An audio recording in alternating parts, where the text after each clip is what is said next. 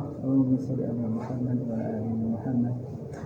Alhamdulillah di hari Senin ini kita bisa mengadakan kajian kembali ya dengan Ustaz Hasan Hakim. Setelah sebelumnya kita membahas Siratul Badiyah. Suratul Badiyah. Nah, alhamdulillah ini kita lanjutkan dengan membahas saksiyah khosoh dengan peserta yang luar biasa, banyak di online ternyata kalau sekarang. Kalau kemarin banyaknya offline, sekarang banyak online. Semoga yang offline juga bisa menyimak dengan seksama ya. Nanti ya yang online insya Allah nanti seperti biasa ada hadiah bagi yang bertanya. Asli. Hadiah.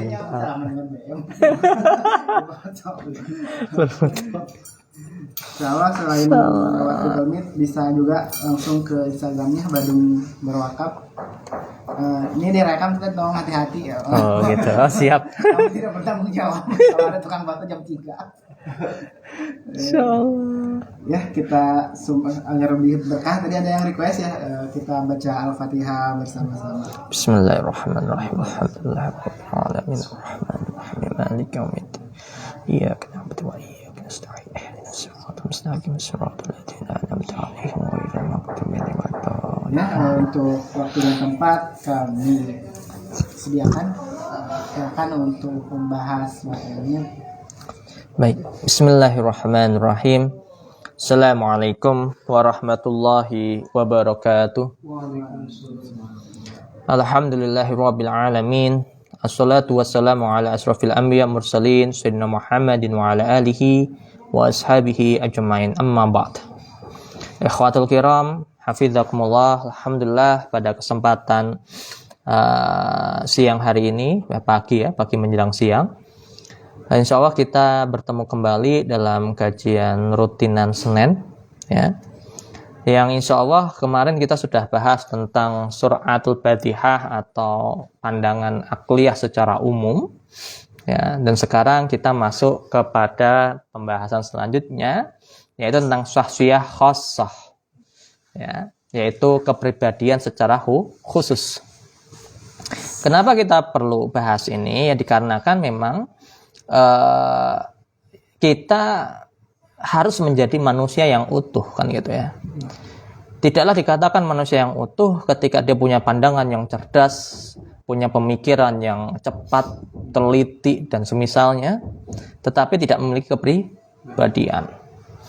Maka dia hanya akan menjadi intelektual sampah kan gitu ya. Yang dia hanya pintar dalam berretorika, pintar dalam melihat satu kondisi, tetapi dia tidak punya sikap yang unik ya. Sikap yang menunjukkan bahwa dia adalah orang yang spesial. Orang yang spesial itu kan tidak hanya karena dia punya cara pandang yang unik, tetapi juga dia punya kepribadian yang unik. Baik. Maka apa itu syakhsiyah, kepribadian ya? Allah Subhanahu wa taala menciptakan karakter unik pada manusia. Mengapa? Ya. Ini yang luar biasa ya. Satu sisi Allah memberikan kepada Nabi Adam alaihissalam itu cara pandang ya. Kaidah berpikir. Bagaimana akhirnya seseorang itu bisa berpikir dan mengembangkan cara berpikirnya. Maka Allah juga menitipkan tidak hanya cara berpikir, juga punya yang disebut sebagai kepribadian. Kenapa Allah memberikan kepribadian secara unik kepada manusia? Yang pertama bisa kita lihat ya. Yang pertama, Islam ini memperbaiki diri manusia dengan syariat untuk membentuk kepribadian yang khas. Jadi kalau kita lihat bahwa Allah Subhanahu wa taala ini kemudian tidak membuat seorang manusia itu kemudian terserah kalian mau ngapain. Ya, tidak.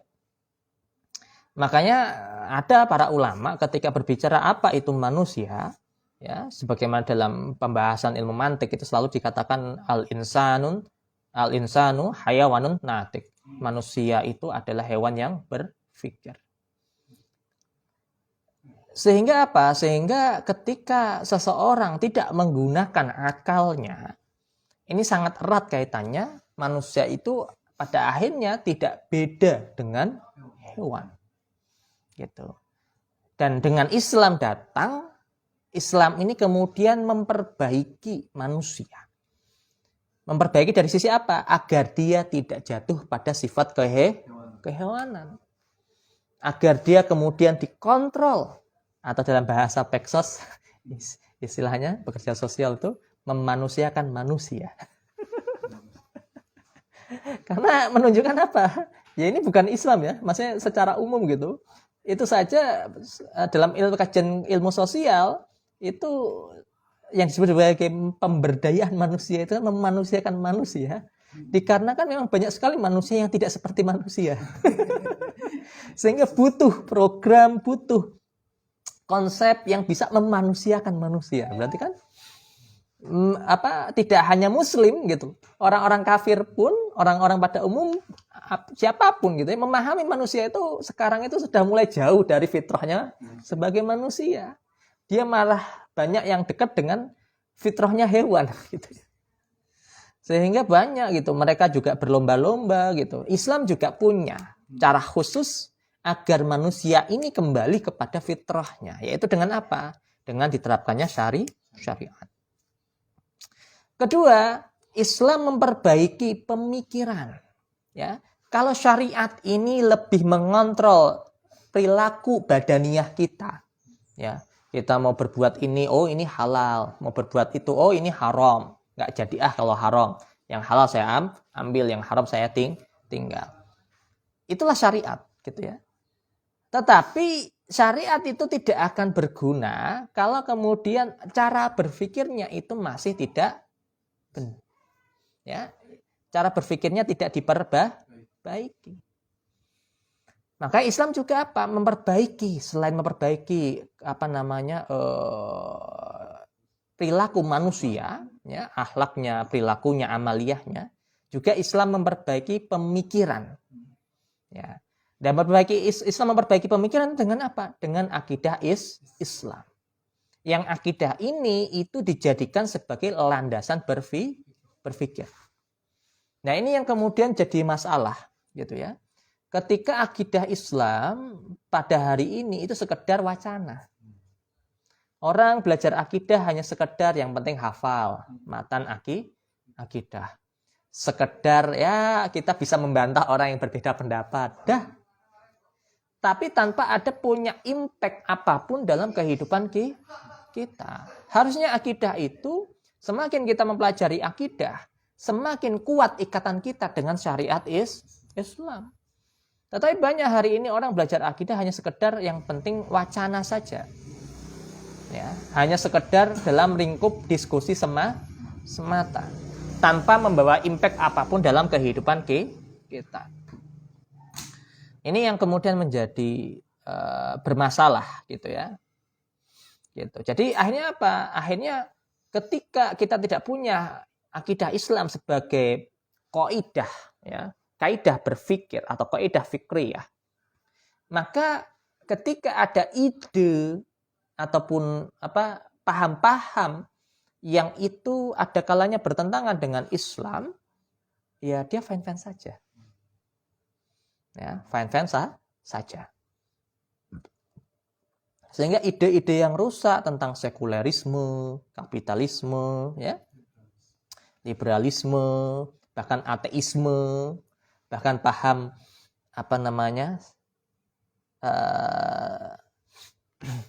apa istilahnya itu? Saya lupa lagi. Skeptisme. Skeptis ya. Ada itu ya. Jadi apateisme. Apateis. Jadi apatis dengan agama, apatis dengan masalah ketuhanan itu. Ini akhirnya dia merasa fine-fine saja. Bahwa agama kita, udahlah yang penting sholat selesai. Tidak kemudian berpikir bahwa dia menggunakan cara pandang berpikirnya orang-orang sosialis misalnya, cara pandang orang-orang ateis misalnya, menggunakan cara pandang orang-orang sekuler dan semisalnya. Tidak kemudian mempermasalahkan itu. Sehingga apa? Sehingga kita akan dapati ketika dia melakukan sesuatu perbuatan, dia tidak akan mempertimbangkan dari sisi syariatnya. Maka akan kita lihat itu hari ini, orang ketika sudah menjalankan bisnis, itu yang paling pertama kali difikirkan adalah ini untungnya berapa. Tidak kemudian ini sesuai syariat, betul tidak. Sehingga ketika sudah menjalankan hal itu, terus dia baru tahu, wah ternyata haram yang dilakukan. Apa yang terjadi? Dia tidak langsung sami nama atau nah, tapi pasti apa? Ada nggak ulama yang menghalalkan? Iya. Sehingga akhirnya apa? Akhirnya dia akan mencari celah, mencari peluang untuk kemudian syariat yang awalnya sudah jelas, akhirnya dikaburkan demi kepentingan pribadinya. Kenapa kok seperti itu? Karena dari awal akidahnya tidak digunakan. Kalau akidahnya digunakan untuk memimpin cara berpikirnya dia dalam mengarungi kehidupan, dia akan senantiasa mempertimbangkan segala sesuatunya dengan halal atau haram. Ini halal atau haram, halal atau haram, halal atau haram. Senantiasa itu yang akan menjadi pertimbangan. Seperti itu.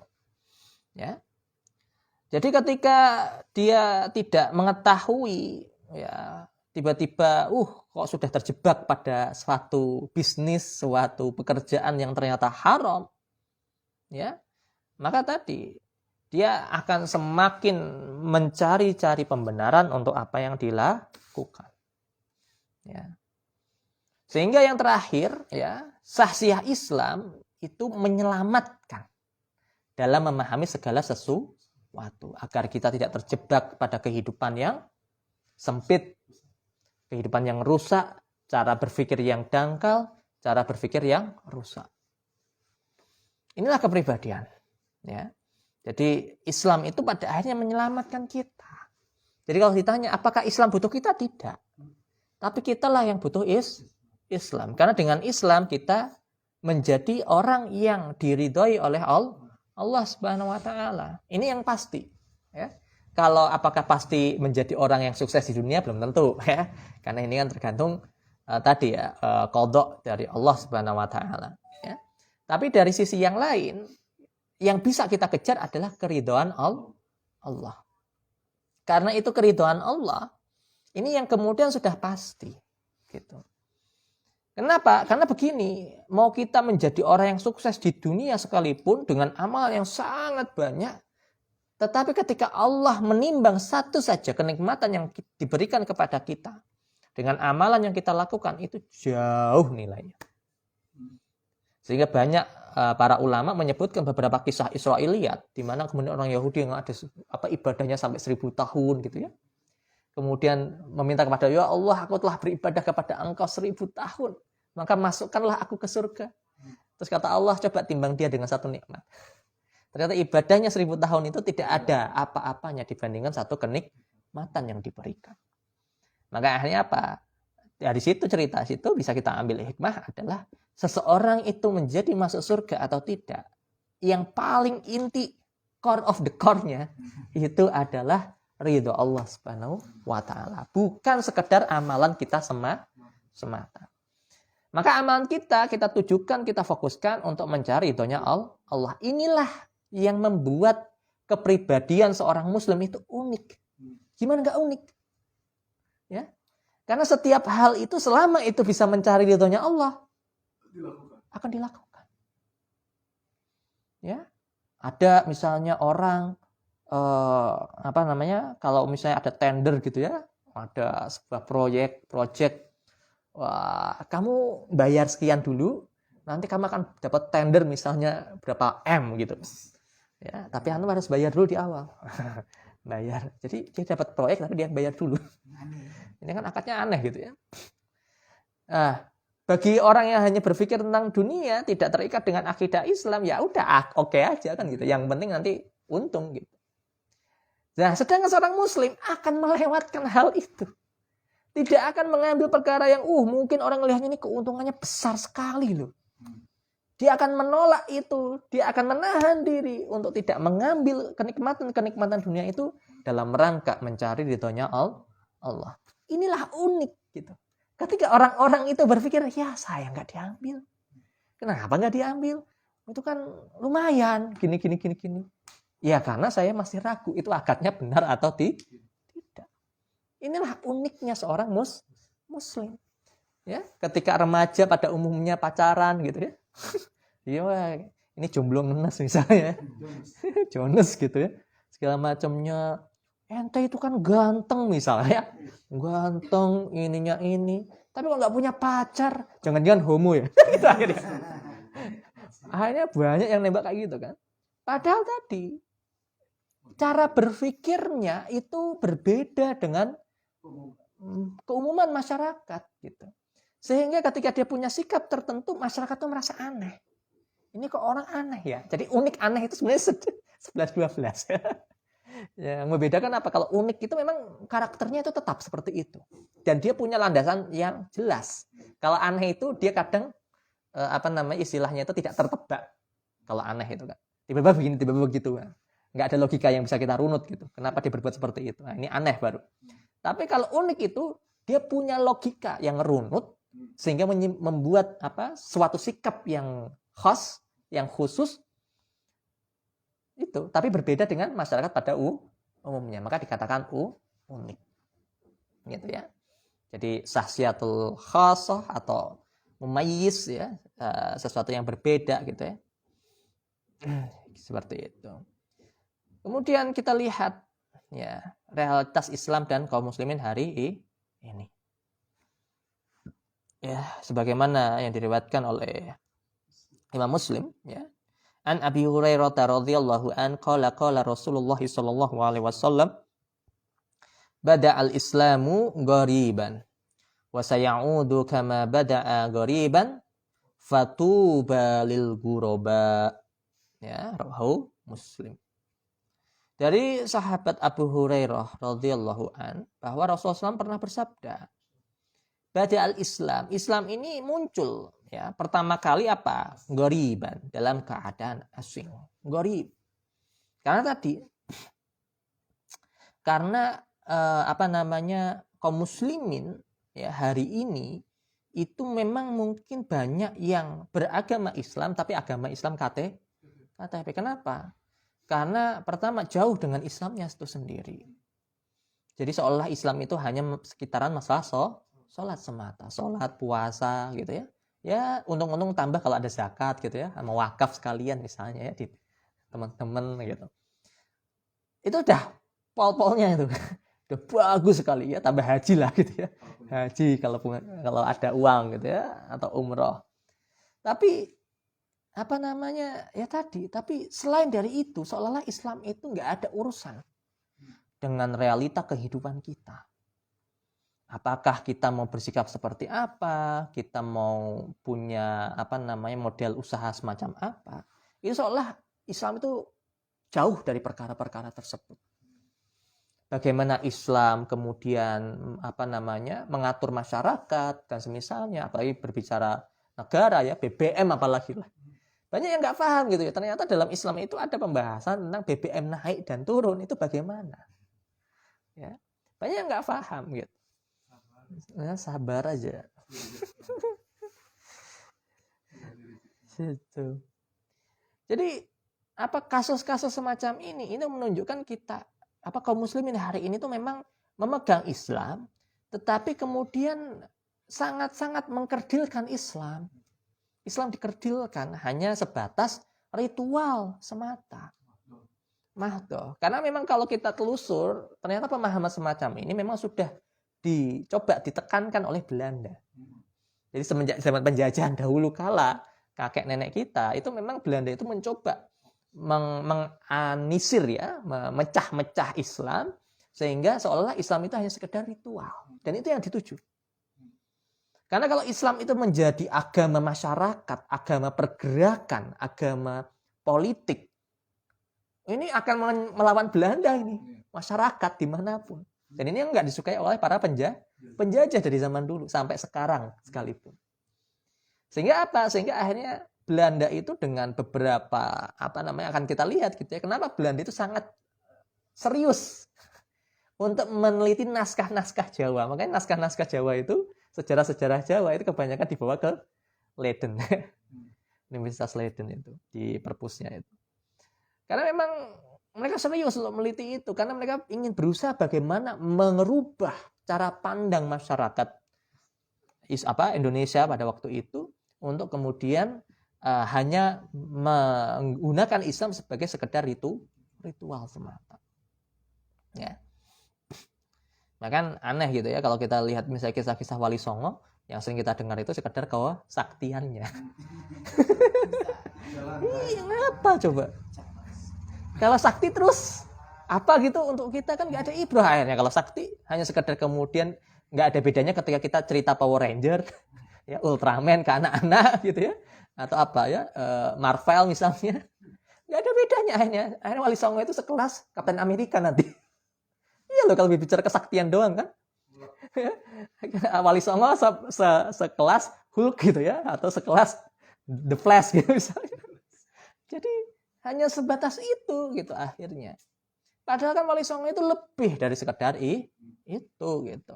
Nah ini menunjukkan memang ada pengkebirian sejarah, cara pandang sejarah yang memang Belanda tahu gitu. Kesukaannya orang Jawa itu apa dari dulu? Hal gaib. Makanya yang kayak kemarin kasus yang viral pesulap merah ya. Kenapa kemudian kok banyak yang nolak juga ya? Karena memang ini adalah core-nya orang Jawa. Yang ini memang sudah diketahui oleh Belanda ketika menjajah gitu. Tapi anehnya antum akan dapati nggak ada kalau antum pernah baca ya beberapa penelitian sejarah itu antum temukan misalnya salah satu aja penelitian tentang santet itu nggak pernah santet itu kena ke orang Belanda, nggak ada kisahnya di koran-koran Belanda pun nggak ada. Pernah ada yang neliti itu ya, saya waktu itu pernah baca di Historia atau mana gitu. Itu santet itu uniknya hanya kena ke sesama orang Indonesia aja. Sampai ada orang Belanda itu penasaran pengen di sana nggak bisa. Tapi kalau orang yang orang sesama pribumi itu ada kasusnya, ditulis sama koran-koran Belanda itu ditulis. Tapi nggak ada satupun kasus bagaimana kemudian orang-orang Belanda itu kena santet orang-orang Jawa itu nggak ada. Maka ini unik gitu ya. Jadi memang ada karakteristik orang-orang pribumi kita ini memang lebih suka pada hal-hal yang wah gitu ya, wah. Makanya Belanda sendiri itu ketika menyampaikan tentang kisah-kisah Wali Songo itu banyak yang dibumim hal-hal gaib dan ini akhirnya dipakai terus sampai kemudian jadi film. Karena itu akhirnya jadi propaganda yang memang bisa dikatakan hampir sempurna untuk menutupi apa sih ikhtiar usaha para Wali Songo ini dalam menyebarkan Islam. Jadi nggak ketahuan ajaran yang diajarkan apa, ya. Yang ada adalah ajaran tapanya Sunan Kalijaga misalnya ya.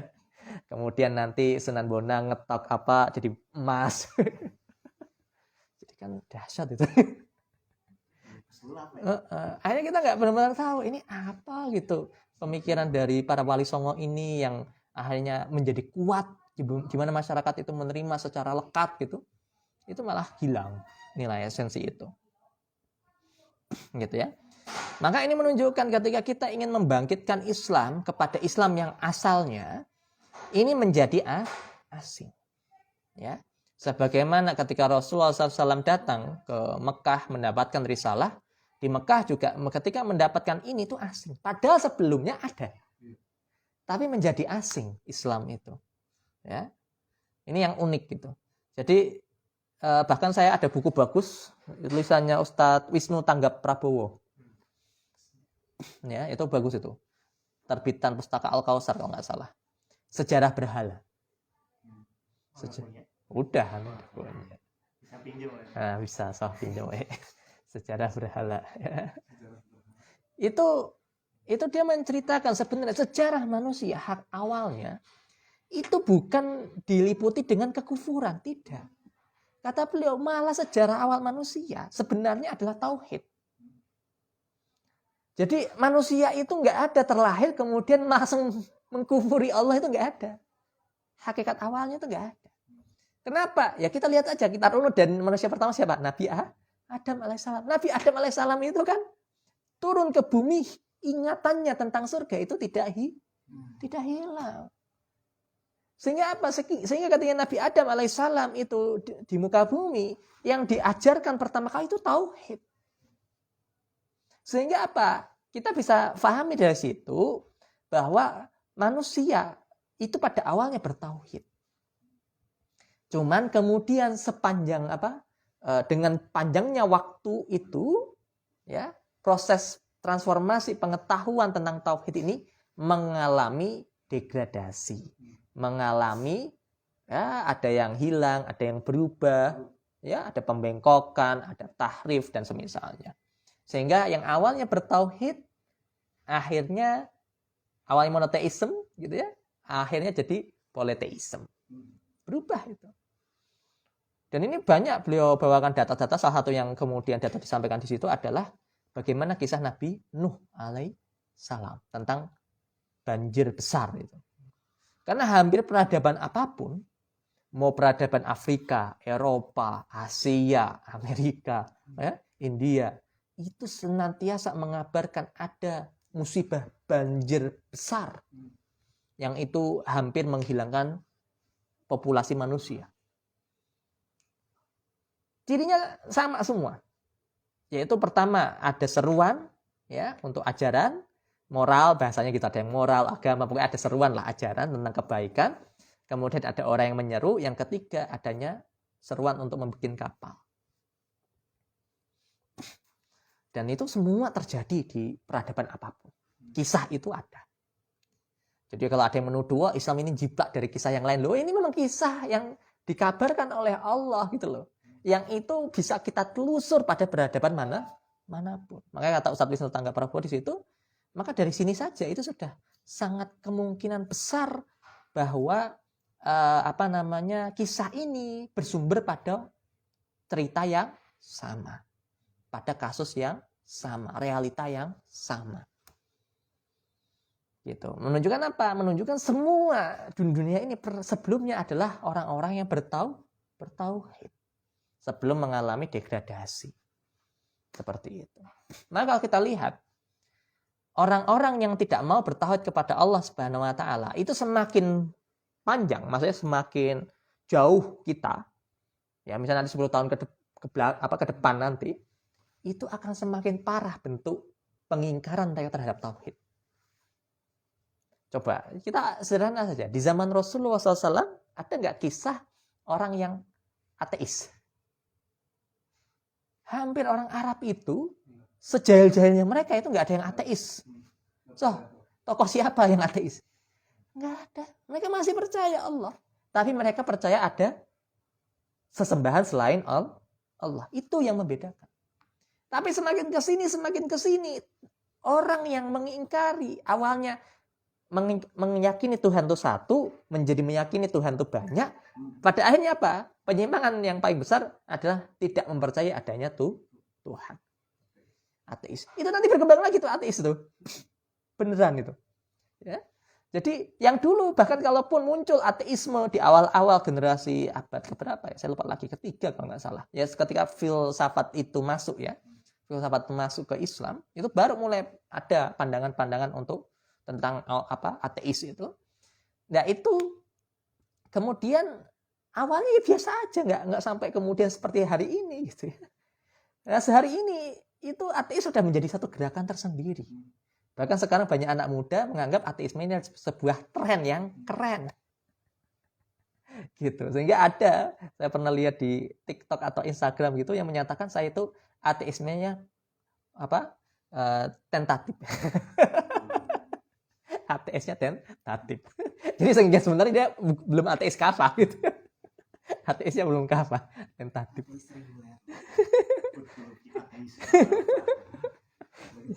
Dia ateisnya ateis masih amatiran kan, pengen keren gitu. Jadi gitu, soalnya akhirnya sekarang orang beranggapan orang yang ateis itu orang yang berpikir, dan orang yang beragama itu dibilangnya kolot hari ini. Ini yang repot kan. Nah ini kan contoh gitu ya, ada pergeseran paradigma yang awalnya bertauhid berubah menjadi politeisme itu kemudian berubah menjadi ateisme. Nah, ini hal yang harus kita waspadai. Makanya tantangan kita ke depan itu lebih berat. Pengingkaran orang-orang terhadap Allah Subhanahu wa taala itu bukan hanya sekedar Allah ada enggak hanya itu. Sampai perkara-perkara yang nanti sangat rinci, rigid gitu ya. Itu mereka akan mempertentangkan hal-hal yang sebelumnya kita nggak pernah berpikir untuk mempertentangkan gitu. Iya kan? Orang zaman dulu mengatakan semua sesuatu itu ada penciptaan, ada penciptanya. Tapi hari ini itu muncul ide-ide bahwa tidak semua itu butuh pencipta. Coba. Dulu orang itu beraklamasi ketika dikatakan semua itu ada penciptanya, enggak ada. Tapi sekarang itu ada pandangan yang kemudian menyatakan bahwa enggak semua hal itu butuh pencipta. Gila enggak? Ini paradigma yang mulai bergeser. Gitu ya. Nah, kalau kita enggak kuat menekankan kepada putra-putri kita tentang tauhid, tentang akidah, cara berpikir akidah yang benar, akidah yang membangkitkan. Itu nanti ya sekedar akan ikut tren nanti. Ketika yang lain teman-temannya, ini loh ateis itu keren, ente gak berpikir ya pakai agama sih gitu. Ya kan? Coba kalau ngelepasin agamamu, identitas agamamu tinggalkan dulu. Kita berpikir secara open minded. Bukan open minded, itu namanya apa? Dia nggak punya kaidah apapun dalam berpikirnya. Ya. Jadi repot gitu. Maka kita lihat realita ya. Realita, ngaku Islam. Ketika kita jujur menjadi asing, ya kan? Orang hari ini kalau antum kerja di suatu pekerjaan, mau di instansi, di apa. Coba, ketika misalnya di lingkungan kerja antum itu sudah korup, kok antum jujur? Pak, saya nggak mau menerima itu. Tapi bilangnya apa? Sok suci lo. Kan gitu ya. Sok suci, sok apa gitu ya. Kita jujur atau tidak mengambil sesuatu yang bukan hak kita, itu dibilangnya pasti ada ungkapan-ungkapan yang untuk mendiskreditkan orang-orang yang jujur. Itu realita yang kita hadapi. Yang ngomong gitu muslim maksudnya. Ya kan? Ada yang orang-orang muslim seperti itu, ya, naudzubillah. Kemudian rajin ibadah, dianggap sok alim, ya. Dakwah sok pintar. Dakwah mulu, sok pintar ya, gitu kan. Dan semisalnya, naudzubillah. Ya, jadi tadi ini menunjukkan bahwa ketika kita menggunakan Islam secara menginternalisasi diri kita dan amal kita, itu memang kita mau tidak mau akan dianggap aneh gitu ya dengan realita hari ini. Makanya diperintah untuk berhukum dengan syariat Islam ya dan berpaling dengan membuat hukum sendiri.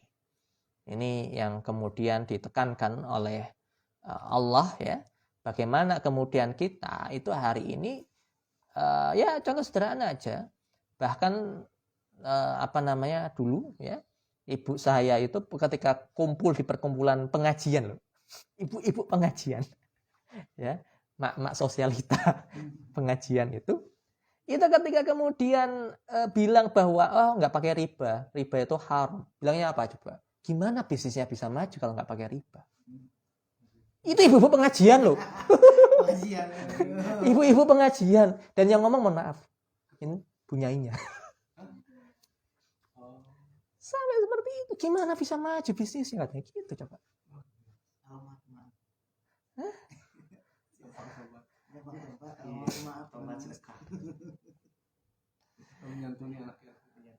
Karena memang kenapa? Karena kita memang hidup dengan realita yang mana hukum itu bukan dari syariat Islam. Kita dalam kehidupan hari ini, sehari-hari kita itu menggunakan hukum yang dari buatan manusia sendiri. Sehingga perbuatan-perbuatan kita itu senantiasa diukurnya dengan patokan manusia. Tidak diukur dengan patokan syariat.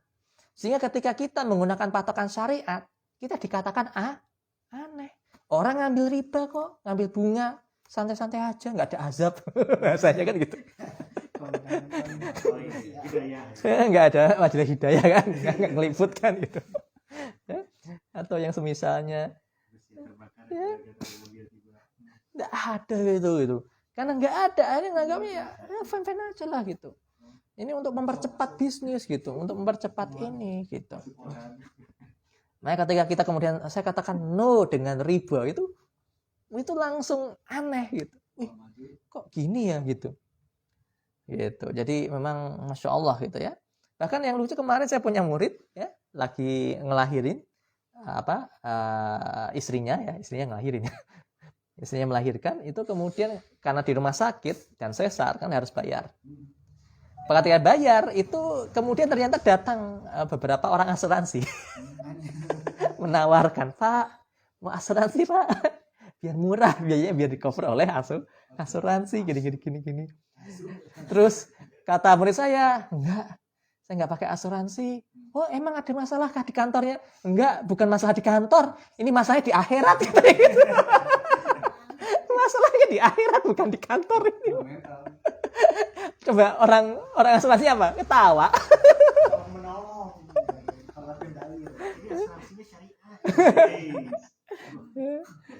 Gitu. Jadi ini contoh gitu loh. Orang akhirnya melakukan perbuatan-perbuatan itu hari ini tuh unik gitu loh. Ketika seperti itu, ini juga saya pernah terjadi kayak gitu.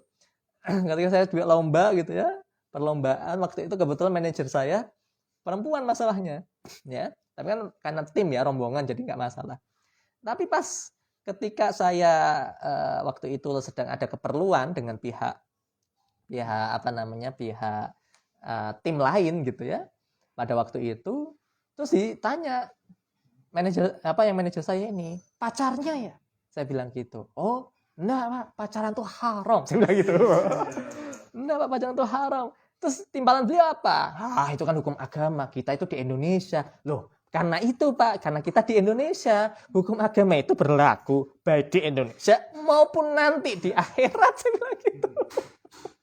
Kalau hukum Indonesia hanya berlaku di Indonesia, kita udah ke Amerika nggak berlaku Pak. Tapi kalau hukum agama, mau kita di Indonesia, mau di Amerika, mau kita di liang lahat, ataupun setelahnya, itu berlaku Pak.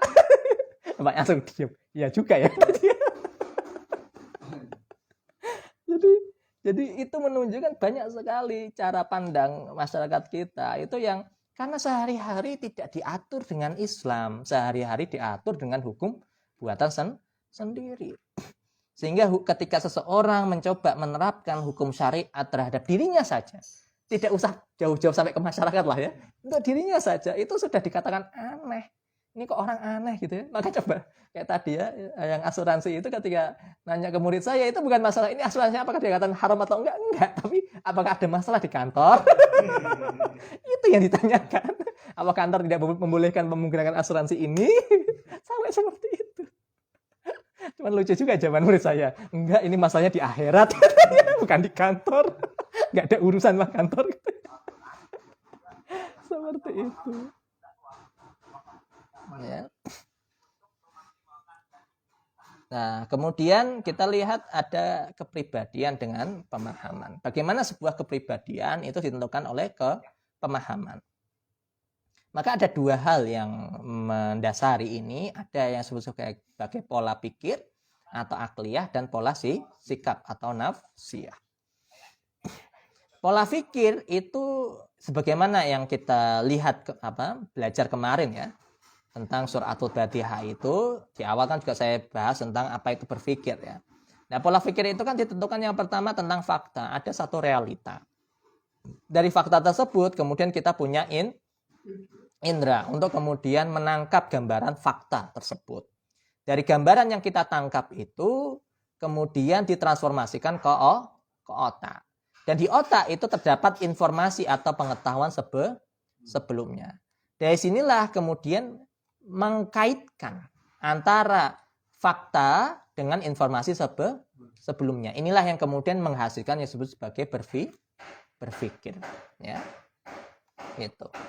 Jadi antara fakta, realita, kemudian kita punya informasi. Nah, dalam seorang Muslim, fakta itu semua itu kan kita lihat ya. Tetapi yang membedakan seorang Muslim dengan tidak itu di informasi sebelumnya. Yaitu ketika dia melihat fakta, dia dihukumi dengan informasi sebelumnya, maka informasi ini menjadi pemutus apakah fakta ini kita nyatakan baik-baik saja atau tidak. Gitu. Kalau baik-baik saja, oke, kita support gitu fakta ini untuk terus ada bahkan berkembang. Misalnya kayak hari ini banyak orang beramai-ramai untuk berwakaf gitu ya. Maka kita support gitu. Hal semacam itu. Tetapi kalau kemudian ada lembaga wakaf yang menyimpang, ya itu harus dihentikan. Berarti kan karena ada fakta yang melenceng dari informasi sebelumnya yang kita punya, yaitu apa? Tentang konsep wakaf misalnya, seperti itu. Ya. Kemudian yang kedua ada pola sikap atau nafsiyah, ya. Maka pola sikap atau nafsiyah ini ada yang disebut sebagai tingkah laku atau suluk perbuatan manusia yang dilakukan untuk memenuhi kebutuhan naluri dan kebutuhan jasmani. Ya. Manusia itu punya yang disebut sebagai tokotul hayawiyah, potensi kehidupan. Potensi kehidupan manusia itu terdiri pada dua aspek yang disebut sebagai kebutuhan jasmani dan kebutuhan naluri. Yang satu sebutnya sebagai hajatul udhawiyah, yang satu sebutnya sebagai gorizah atau gorais jamaknya.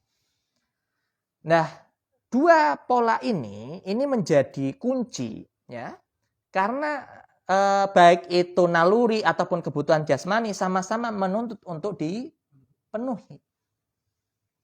Ya, sama-sama menuntut untuk dipenuhi. Cuman untuk memenuhinya itu kita butuh yang disebut sebagai pola fikir, ya, atau akliyah. Untuk menentukan bagaimana cara memenuhinya tersebut. Ya, karena pola fikir ini yang menentukan. Kalau kita nggak punya pola fikir atau akliyah, maka untuk melakukan apa yang disebut naluri dan kebutuhan jasmani itu nggak ada bedanya dengan hewan. Kenapa? Karena hewan juga punya naluri dan punya kebutuhan jasmani. Oh iya. Ini harusnya saya bikin tabel lagi harusnya. Tapi nggak apa. Ya, contoh kebutuhan jasmani. Jasmani itu apa aja? Makan, minum, BAK, BAB, tidur, ya. Ini kurang lebihnya. Ya, sedangkan kalau naluri ini sesuatu yang disebut sebagai tiga gorizah, ya. Ini saya dapatkan pembahasan sangat detail itu tentang tiga gorizah ini, ya, yang kemarin baru meninggal, ya, Syekh Muhammad Husain Abdullah, ya. Itu Masya Allah di kitabnya beliau yang judulnya Mafahim Islamiyah, ya. Itu beliau menyebutkan sebenarnya gorizah itu kalau dikategorikan itu banyak sekali. Tapi dari gorizah yang banyak itu kembalinya cuma 3. Berputar-putarnya cuma 3 ini, nggak akan pernah lebih dari ini katanya. Ya, ketika beliau mencoba menjelaskan apa yang disebutkan Syekh Taqiyuddin kan gitu. Nah, Syekh Muhammad Husain Abdullah itu kemudian menyebutkan yang pertama ada gorizah tadayun. Ya. Gorizah tadayun itu madhahirnya apa? Penampakannya apa? Penampakannya itu pertama misal seperti kita menghormati pahlawan. Itu termasuk gorizah tadayun. Kita punya idol.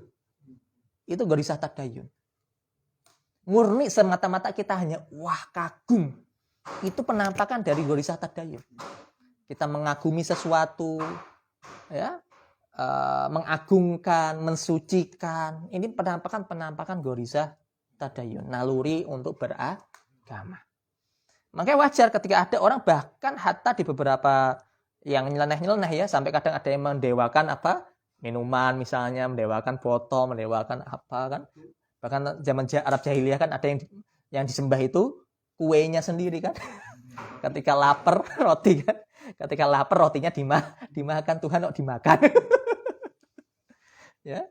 Ini menunjukkan apa? Yaitu setiap apapun itu selama dia kemudian mengagungkan perkara tersebut itu bisa menjadi sesembahan bagi mereka. Dan ini adalah naluri beragama, ya, naluri beragama manusia. Termasuk idol, bagaimana orang heboh dengan para idol-idolnya. Ini kalau nggak dikontrol dengan syariat Islam, dengan akidah Islam, itu akan menjadikan idol ini sesembahan yang lain. Saya masih ingat ya dulu zaman TikTok awal, ya, kalau nggak salah. Ya, ada agama para TikTokers baru. Ya, Tuhannya siapa itu dulu yang terkenal itu Bowo. Ingat? Zaman udah lama itu. Ya.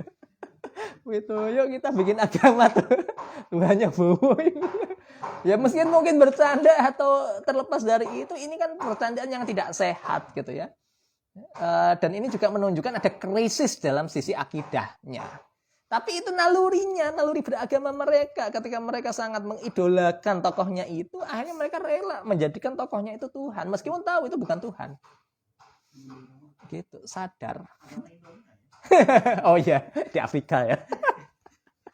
Masya Allah. Gitu ya. Jadi ada naluri-naluri semacam itu gitu. Ya. Ada naluri beragama, ada naluri kemudian mempertahankan diri. Ya, naluri mempertahankan diri itu kuncinya cuma satu. Kalau naluri beragama itu adalah apapun selain dia, bahkan termasuk dia. Tapi sesuatu yang diagungkan itu, maka dia bisa menjadi naluri beragama. Sedangkan untuk naluri mempertahankan diri itu sifatnya aku, diriku. Jadi semua hal yang berkaitan dengan aku, maka itulah naluri mempertahankan diri. Misal kita punya HP, ada orang yang sampai rela, padahal misalnya mohon maaf gajinya nggak ngejar gitu ya.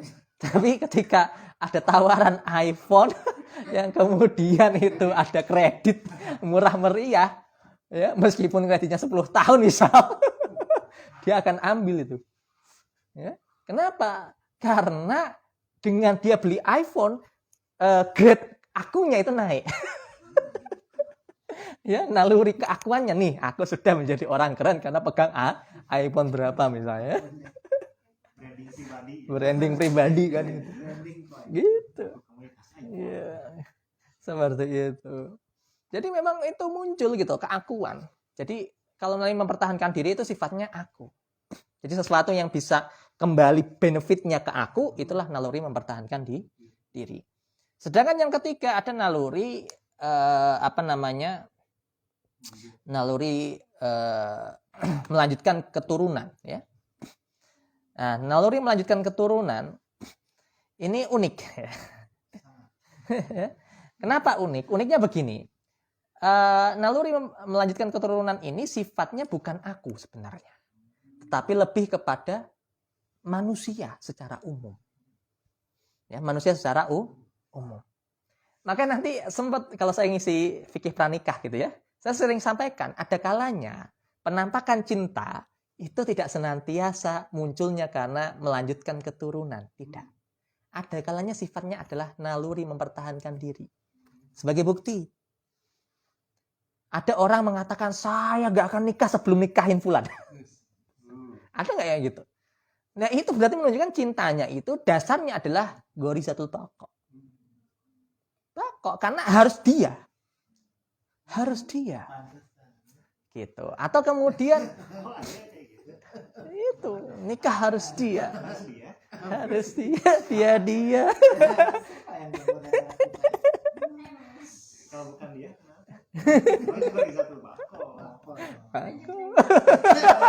kok ada yang begitu? Oke, lanjut ya. Jadi itu gorizatul baqo. Kalau gorizatul nau, dia nggak peduli, bahkan kalaupun si yang dia cintai itu tidak jadi nikah dengan dia, asalkan dia bahagia. Oh ya, bahasanya begitu. Asalkan dia bahagia, ya. Maka inilah yang saya katakan nih, cintanya ini didasarkan oleh gorizatun nau. Karena yang penting dia bahagia. Jadi dia lebih peduli pada sifat kemanusiaannya. Ini kasihan nanti kalau dia nggak punya anak, nggak jadi nikah hanya gara-gara nunggu saya yang nggak jelas misalnya. Gitu. Aku relakanlah dia nikah dengan orang yang lebih layak misalnya. Serasa pengen bawa gitar. Ya Allah. Nah, kalau tadayun itu nanti beda lagi gitu ya. Kalau versi tadayun itu ketika sebagaimana kisahnya Zainab binti Jahsy.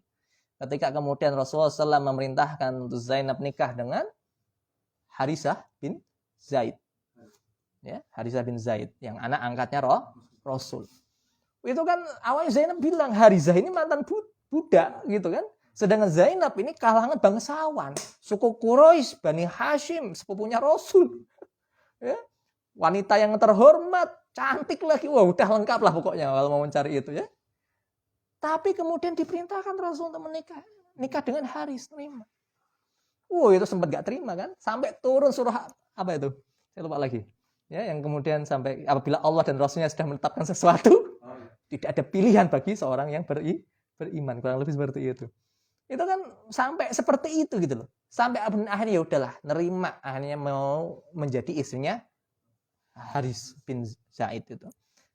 Itu luar biasa loh pergolakan batinnya, tapi ini perintah Allah. ketika dia mau menjalin sami'na wa ata'na, tidak memberontak, tidak kemudian segala macamnya gitu ya, minta cerai segala macamnya. Tidak. Ini menunjukkan bahwa cintanya ini murni karena memang gharizah tadayyun. Untuk kemudian memenuhi perintah Allah dan Rasulnya. Begitu juga Rasulullah SAW. Ketika kemudian hadis ini kemudian meminta untuk izin kepada Rasul, karena kan diperintahkan untuk menikah ya. Kemudian pada akhirnya hadis ini nggak tega gitu ya, nikahin si Zainab binti Jahsy ini untuk udahlah ya Rasul, saya mau cerai saja dengan Zainab gitu. Ketika cerai itu kemudian Rasul itu ternyata turun perintah untuk Rasul menikahi Zainab. Ini kan Rasul juga gejolak ya. Ini habis dinikahi anak angkatnya, itu kemudian perintah untuk kemudian menikahinya. Itu gimana coba? Kalau secara logika kita pasti memberontak kan. Wah, masa gini kan? Nggak enak lah sama ini sendiri gitu ya, segala macamnya. Tapi ini adalah tuntunan dari Allah untuk menjelaskan hukum bahwa namanya anak angkat tidaklah sama sebagaimana anak kandung. Sehingga hukum-hukum pernikahannya pun tidak terjadi. Maksudnya larangan-larangan ya terkait dengan pernikahan, menikahi menantunya itu tidak terjadi. Jadi dianggap sebagaimana pernikahan pada umumnya gitu, menikahi janda yang seseorang yang tidak ada hubungan dari sisi darah. Sampai seperti itu. Nah, pernikahan Rasul juga dengan Zainab ini adalah pernikahan karena tadayyun. Cintanya dinyata tadayyun, perintah dari Allah Subhanahu wa taala. Begitu juga misalnya ada seorang santri gitu ya, diperintahkan sama kiainya, udah kamu nikah sama fulanah aja. Kemudian dia ya udahlah kiai, mungkin engkau lebih paham, lebih ini, saya sami'na wa ata'na menikahi fulanah tanpa pernah mengetahui fulanah seperti apa, dianya seperti apa gitu ya. Ini juga didasari karena cinta gharizah tadayyun. Seperti itu. Itu contohnya ya. Jadi memang luas. Ini kok jadi sana ya. Nah, kembali.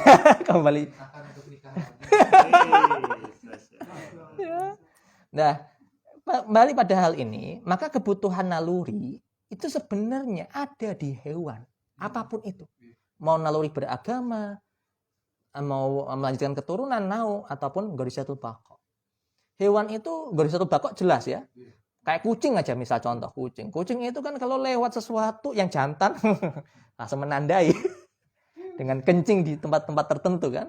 Itu menunjukkan bahwa dia punya gharizatul baqa. Sehingga ketika ada kucing jantan lain masuk area dia siap bertarung. Kan gitu bahasanya. Nah, ini gharizatul baqa di kucing. Nah, udah jelas lah ya bagaimana kemudian kalau ada musim-musim tertentu musim kawin ini ya dimanapun dilakukan ya, karena nauknya itu kan contoh gitu ya, nauknya. Terus ada yang ketiga yaitu tadayyun tadi. Yang ini memang kalau secara penampakan tidak terlihat oleh hewan-hewan ataupun tumbuh-tumbuhan, itu tidak terlihat. Tetapi Allah Subhanahu wa taala yang mengkabarkan bahwa hewan-hewan ini pun berzikir kepada Allah Subhanahu wa taala. Nah, pengkabaran Al-Qur'an tentang hewan-hewan yang berzikir misalnya seperti ikan yang berzikir dengan insangnya ya, burung yang dengan kepakan sayapnya. Maka di sini juga mengabarkan kepada kita bahwa hewan sendiri punya gharizah tadayyun untuk memuliakan, mengagungkan Allah Subhanahu wa taala dengan cara-cara yang sudah ditentukan kepada masing-masing makhluk. Seperti itu. Nah, makanya kebutuhan jasmani, kebutuhan naluri ini semuanya sama. Ya, kalau kita nggak gunakan pola fikir dan pola sikap yang sesuai dengan Islam, maka kita nggak ada bedanya dengan makhluk hewan melata ya, naudzubillah. Maka tingkah laku berjalan karena adanya dorongan atau kecenderungan atau yang disebut sebagai muyul yang ada pada diri manusia untuk memenuhi kebutuhan. Makanya tingkah kita, sikap kita ya, kalau kita tadi ya, suratul badihanya itu ada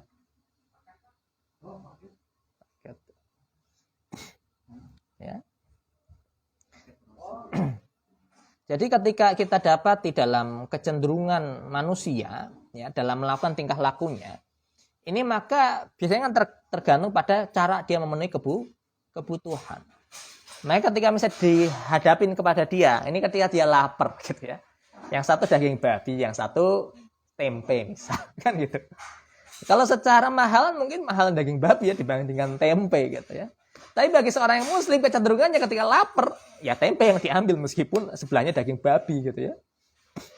Karena ada kecenderungan gitu. Kecenderungan ini dipengaruhi sikap dia dalam memenuhi kebutuhan naluri ataupun kebutuhan jasmani dia. Gitu. Yang itu ditentukan bagaimana dengan pola pikir. Gitu. Maka kalau ada orang bilang, wah gulai babi misalnya, enak bilang gitu ya. Tetap bagi seorang muslim melihat gulai babi itu enak. Gitu. Benar nggak? Karena ada pola pikirnya gitu. Gitu. Beda kalau kemudian dia tidak punya pola pikir itu, maka melihat gulai babi dibilang enak langsung dimakan. Gitu kan? Ketika dikatakan ini nggak halal loh, nggak langsung makan. Gitu. Karena ada pola pikir akliyah yang senantiasa menghiasi apa yang dia mau lakukan. Kemudian, ya, apa itu sahsiah Islam? Ya, maka tidaklah cukup ya hanya dengan akliyah Islamiyah seorang Muslim, ya, kecuali setelah nafsiyahnya juga adalah nafsiyah Islamiyah untuk berusaha bertambah dekat dengan Allah Ta'ala. Jadi tadi akliyah dia tahu berpikirnya ini halal, ini haram. Kemarin misalnya surat Al-Badiyah, rusa halal apa haram? Misal langsung dia jawab halal, ya karena bukan termasuk hewan yang diharamkan. Ini contoh kan, pola akliyahnya bagus nih. Perkara-perkara seperti itu dia langsung bisa memutuskan cepat, gitu, halal haramnya. Tetapi ketika nafsiyahnya dibilang halal haram ini, tapi yang diambil tetap yang haram, ya nggak memperhatikan halal haramnya, maka itu menunjukkan bahwa nafsiyahnya belum Islami. Maka sahsiah Islam adalah yang akliyahnya Islami dan nafsiyah Islami. Maka tidaklah cukup pula jika nafsiyahnya Islam, namun akliyahnya juga bukan Islam. Ini yang banyak terjadi di masyarakat kita hari ini. Yaitu nafsiyahnya Islam, dalam artian apa? Kalau dibilang halal, tetap ngambil yang halal. Tapi nggak tahu sebenarnya yang halal itu gimana, yang haram itu gimana, konsepnya nggak ngerti. Tapi yang penting jelas itu dibolehkan, diambil. Yang enggak. Gitu. Ya. Maka orang-orang semacam ini bisa terperosok dalam kesesatan dengan menyangka telah melakukan kebaikan. Ya misal tadi, dia nggak tahu riba itu haram, berarti kan akliyahnya belum Islami gitu. Nah, dia berpikir haram-haram juga dengan sedekah mungkin hilang. Ya haram-haramnya nanti hilang. Ya udahlah ngambil gitu. Pikirannya seperti itu. Ada ketika dia menyatakan semacam itu, ya terperosoklah dia dalam kesesatan yang dianggap baik. Gitu. Kan ini nanti hasil ribanya saya sedekahkan.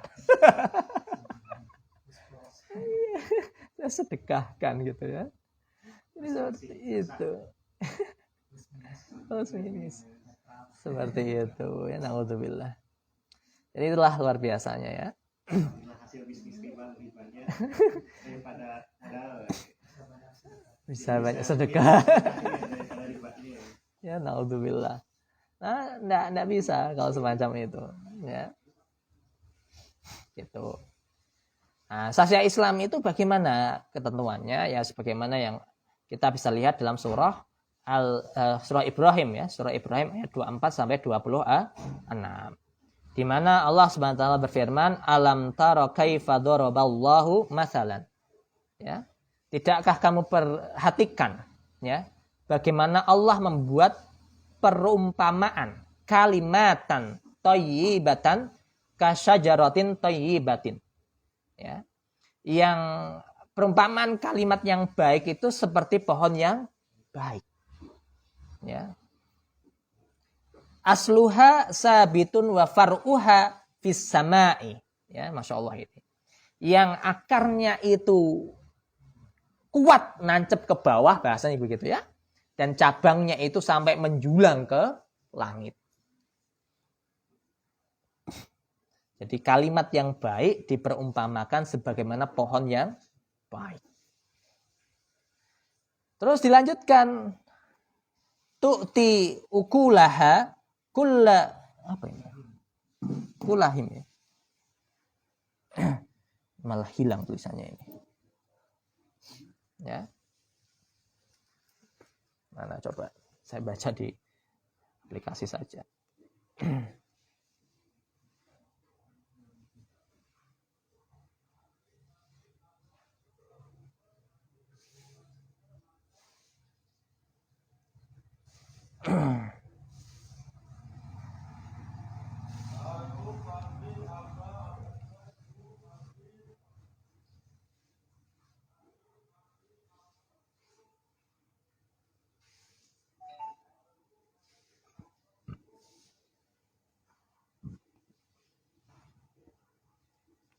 Allah. Minum, ada minum yang bisa diminum. Oh. Sebentar. Nah. Siap non. Sebentar. Ini akibat semalam ini. Sempat gak bisa tidur. Masuk angin. Subhanallah. Bismillah.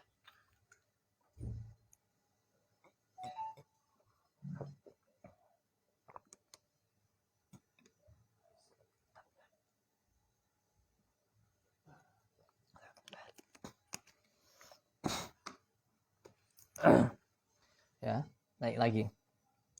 Ya, kemudian Allah melanjutkan tu'ti ukulaha kullahin biizni rabbiha.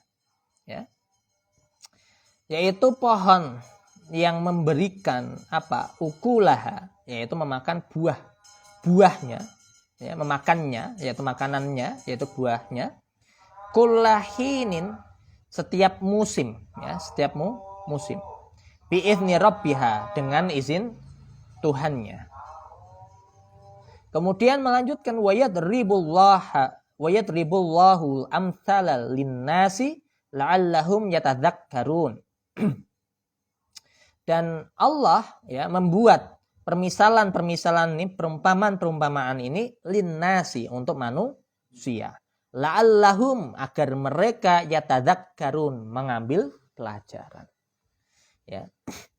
Supaya mereka mengambil pelajaran, supaya mereka ingat. Karena memang manusia itu paling mudah harus difahamkan dengan perumpamaan yang relate, kalau kata anak sekarang kan gitu ya. Ini relate banget. Memang kalau perumpamaan itu nggak relate ya nggak ada gunanya. Nah, kalau kita memang lagi menyampaikan suatu pembahasan, memang kita kalau menyampaikan perumpamaan itu sebagaimana mencontoh Al-Quran, yaitu sampaikanlah perumpamaan yang memang itu bisa difahami oleh yang mendengar. Gitu. Dan dilanjutkan wa mathalu kalimatin khabithatin kasyajaratin khabithatin, ya. Jadi permisalan kalimat yang jelek ini kebalikan, ya. Itu sebagaimana kasyajaratin khabithatin, sebagaimana pohon yang jelek. Gitu ya. Ujtutsat min fawqil ardi malaha min qarari. Ya, min qarar. Ini juga luar biasa. Dan dari pohon itu min fauqi, art itu di atas permukaan buminya akan dicabut, ya. Akan di ujtutsat, ya, ujtutsat. Malaha min qararin, yang tidak ada baginya tempat atau ketetapan, gitu ya. Jadi Allah menegaskan kepada kita Subhanahu wa taala, ini contoh dari perkataan yang baik. Ini kan suatu sikap, ya, kepribadian juga. Jadi apa lisan-lisan yang keluar dari kita, lisan-lisan yang baik, maka lisan-lisan yang baik itu ibarat pohon yang kata Allah menancap akarnya itu secara kuat dalam, gitu ya. Sehingga kena angin sekuat apapun itu masih tegak. Itu, dan dahangnya itu sampai menutupi langit-langit. Ini menunjukkan apa? Keberkahan ucapan yang baik, keberkahan satu sikap yang baik itu akan senantiasa menghiasi pelita kita, maksudnya menghiasi kehidupan kita. Ya, berbeda kalau kemudian seseorang itu mau bersikap buruk atau berkata-kata buruk, maka perumpamannya sebagaimana pohon yang akan dicabut, gitu kan? Wah, udah nggak pantas ini untuk dilihat-lihat ya. Oh, ini suka jatuh, nanti ini jatuhin orang, bahaya kan? Akhirnya dicabut seakar-akarnya kan gitu. Kalau di Bandung dibakar, ya kan? Kalau dicabut kan dapat kena denda kan oleh pemerintah Bandung. Nah, makanya ada yang pinter. Kalau bikin sesuatu gitu ya, bikin toko atau apa, kehalang nih, ada pohon pemerintah, biar gak kena denda dibakar. Ya, ini akal-akalannya itu. Karena kalau dicabut kena denda. Dicabut dibakar enggak? Karena bahasanya kan kebakaran. Ada ya Allah. Bisa. Itulah kalau hukum buatan manusia itu senantiasa ya gitu, bisa dicari-cari, ditanam lagi sama pemerintah. Enggak tahu. Ini kayak gitu. Ya, jadi pohon yang tidak dibutuhkan itu pasti gitu. Dianggap mengganggu, dianggap nggak butuh di sana. Akhirnya dicabut kalau bisa, gitu ya. Untuk tidak ada di sana lagi. Nah, juga dalam surah An-Nisa ayat 136, ya, juga Allah SWT berfirman, ya ayyuhalladzina amanu aminu billahi wa rasulih wal kitabil ladzi nazzala ala rasulihi wal kitabil ladzi anzala min qablu wa may yakfur billahi wa malaikatihi wa kutubihi wa rusulihi wal yaumil akhir faqad dhalla dhalalan ba'ida. Insyaallah. Wahai orang-orang yang beriman, ya. Amanu. Ya, wahai orang-orang yang beriman, aminu billahi wa rasulih. Tetaplah beriman, ya, kepada Allah dan Rasul-Nya.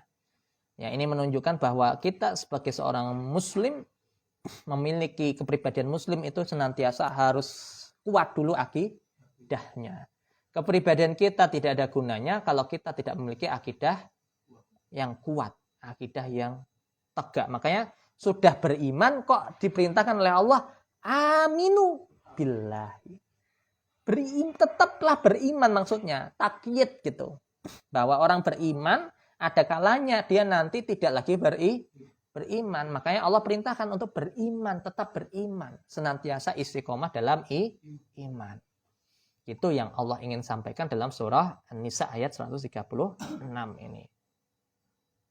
Ya. Makanya ketika dikatakan nah ini, wa may yakfur billahi, dan barang siapa yang mengingkari Allah dan malaikatnya, ya, mengingkari kepada Allah dan malaikatnya, kitab-kitabnya, rasulnya dan yaumil akhir, maka sungguh dia orang yang telah tersesat. Yang tersesatnya ini sangat jauh. Ibarat dari fitrahnya dia sudah menyimpang jauh. Ya, kalau kita sudah tidak lagi beriman kepada Allah, pada Rasul, apalagi kepada Al-Quran, kita sudah tidak lagi punya petunjuk hidup. Kalau kita sudah tidak punya petunjuk hidup, kita melakukan sesuatu, itu senantiasa, ya tadi, nggak punya rel untuk jalan. Akhirnya kita jalan sudah jauh dari rel yang seharusnya. Naudzubillah. Ya. Dan juga terus bagaimana sifatnya orang-orang mukmin itu? Sifat orang-orang mukmin itu disebutkan oleh surah Al-Anfal ayat 2, innamal mu'minuna alladzi, ya, innamal mu'minuna alladzina idza dzukirallahu wajilat qulubuhum. Dan orang-orang yang beriman itu ketika disebutkan nama Allah, ya, ketika diucapkan nama Allah, wajilat, akan membuat qulubuhum, hati-hati mereka, ya, apa? Wa idza tuliyat alaihim ayatuhu zadathum imana. Ya. Itu akan semakin pertama gemetar dulu hatinya, kan itu ya. Hatinya gemetar ketika disebutkan nama Allah, gemetar karena saking takutnya, saking ridunya, saking ingin mentaatinya. Pokoknya semua hal itu nggak bisa diungkapkan. Gimana sih? Ketika kita punya sesuatu yang nggak bisa kita ungkapkan kepada seseorang, itu rasanya gemetar hati itu. Ya, nah gemetar itu jangan hanya ketika melihat gebetan, melihat calon gemetar, aduh, apa gitu ya. Ketika kita mendapati misalnya guru-guru kita gitu yang punya wibawa yang bagus, itu kan kadang gemetar kita mau ngomong. Ustaz, gitu ya. Harusnya begitu kita ke Allah itu. Jangan kemudian sebutkan Allah kita lempeng, apa ya Allah. Harusnya ada rasa gitu ya. Bukan dengarkanlah, bukan. Jadi lagu.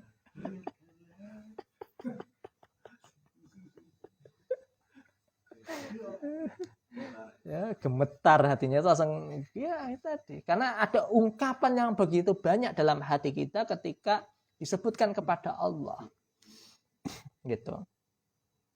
Maka ketika disebutkan juga ayat-ayatnya, ayat-ayat Allah, ayatuhu ya, ayat-ayatnya Allah, zadathum imanan. Maka akan semakin bertambah keimanannya itu wa ala rabbihim yatawakkalun. Ini kuncinya juga. Dan mereka orang-orang beriman ini hanya mau bertawakal kepada Allah Subhanahu wa taala. Makanya penting ini ya. Ya, ini berkaitan sama yang kemarin ya. Bahwa ketika kita sesuatunya sifatnya sababiyah, itu jangan dijadikan sebab tawakal. Saya sababiyahnya udahlah, saya serahkan tawakal. Sababiyahnya ke sababiyah tapi bukan ke Allah. Sababiyah lakukan, tawakalnya ke Allah bukan ke sababiyahnya, sebab akibat. Jadi sebab akibat itu menjadi ranah ikhtiar kita, tapi tawakalnya serahkannya ke Allah bukan ke masalah sababiyahnya.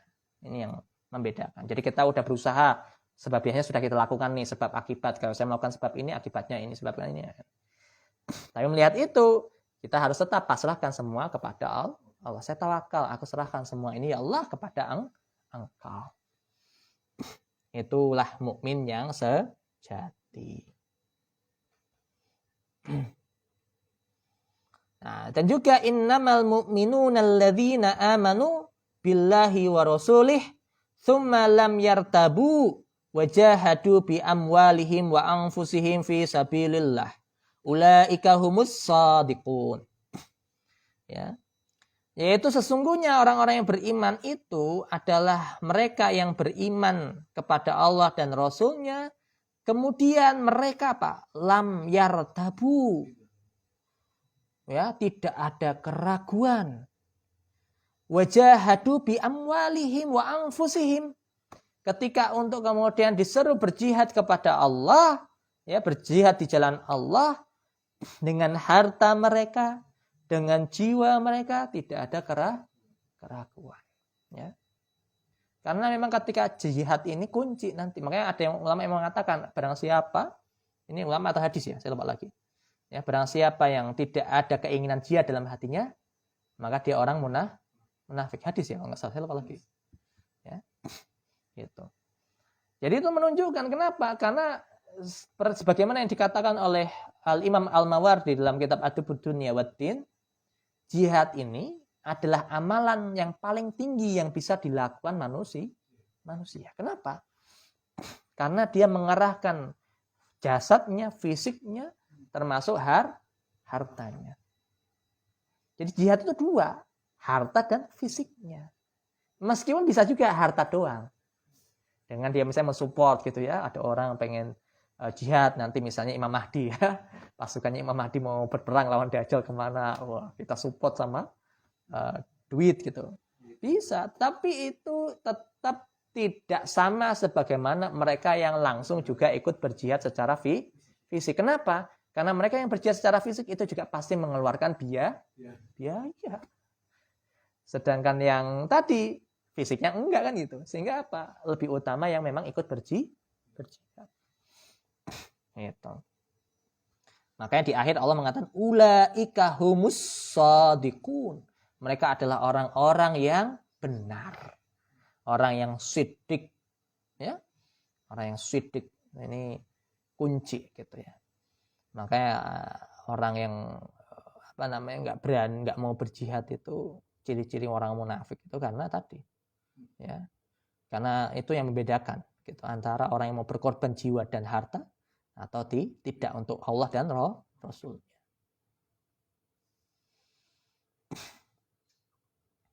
Maka Ya, ini juga ada hadis Nabi SAW, ya. An Sufyan bin Abdullah Ats-Tsaqafi qala qultu ya Rasulullah, ya, kulli fil islami qawlan la as'alu anhu ahadan ba'daka qala kul amantu billahi fastaqim. Ini hadis di Arba'in, ya. Jadi sahabat Sufyan bin Abdullah, ya, ini pernah bertanya kepada Rasulullah SAW dengan pertanyaan yang luar biasa menunjukkan kecerdasannya Sufyan bin Abdullah. Pertanyaannya apa? Pertanyaannya adalah tadi ibarat rakus banget gitu ya. Apa sih, ya? Beliau mengatakan, katakanlah kepadaku, kulli fil Islam qaulan, perkataan yang la as'alu anhu ahadan ba'daka. Yang aku enggak akan tanyakan lagi selain kepada engkau. Ya Rasulullah, sampaikanlah kepadaku sebuah perkataan dalam Islam yang aku tidak akan tanyakan lagi kepada orang lain. Itu apa? Jadi menunjukkan kan beliau pengen yang ya udah itu sepucuk-pucuknya lah gitu ibaratnya. Maka Rasulullah SAW itu menjawab dengan yang luar biasa. Ini juga menunjukkan di antara kefasihannya Rasulullah SAW, yaitu jami'ul kalim, ya. Jadi perkataan yang singkat tapi maknanya luas. Dengan beliau mengatakan kul amantu billahi fastaqim. Katakanlah, ya, aku beriman kepada Allah dan istiqomahlah. Ada yang mengatakan kul la ilaha illallah. Ada yang seperti itu juga. Tapi intinya sama, ya. Kul amantu billah dengan kul la ilaha illallah itu intinya sama. Kemudian fastaqim, istiqomahlah. Ini menunjukkan apa? Istiqomah ini adalah sumber kebaikan. Istiqomah ini adalah seluruh ajaran Islam itu berada pada istiqomah. Tapi kunci awalnya adalah beriman. Kunci awalnya beriman, penjaganya adalah istiqomah. Barang siapa yang istiqomah, maka akan selamat di hari akhir. Insya Allah. Dan para ulama banyak menyebutkan istiqomah ini ada derajat paling tinggi di antara tingkat kewalian. Kalau masih ada orang baru bisa kayak para dukun gitu. bisa terbang, bisa jalan di air. Itu zaman dulu banyak loh. Seperti Imam Ibnu Jauzi Al-Baghdadi itu ketika menulis Talbis Iblis itu menyatakan janganlah tertipu dengan orang-orang yang bisa berjalan di atas air. Jangan tertipulah dengan orang yang bisa terbang. Itu sampai banyak sebutkan, berarti menunjukkan zaman dulu itu sudah banyak kayak gitu ya. Orang bisa terbang, orang bisa jalan di atas air. Jangan tertipu itu. Karena Allah memerintahkan kepada kita itu istiqomah. Dan ini ditegaskan oleh Imam Qushairi dalam risalah Al-Qushairiyah. Allah itu memerintahkan kepada kita itu istiqomah, bukan mencari karomah. Kita itu tolabul istiqomah, bukan tolabul karomah. Barang siapa yang masih terjebak pada makom karomah, maka kewaliannya itu masih diperdebatkan. Coba. Jadi ada orang nih menunjukkan karomah-karomahnya. Itu sebagian ulama menyaksikan dia wali. Enggak. Menyaksikan kewaliannya malah. Kalau ada orang mempertunjukkan karomahnya. Apalagi ternyata sulap. Ya, ternyata belinya di Tokopedia. Atau ini mah iklan ya. Mohon maaf.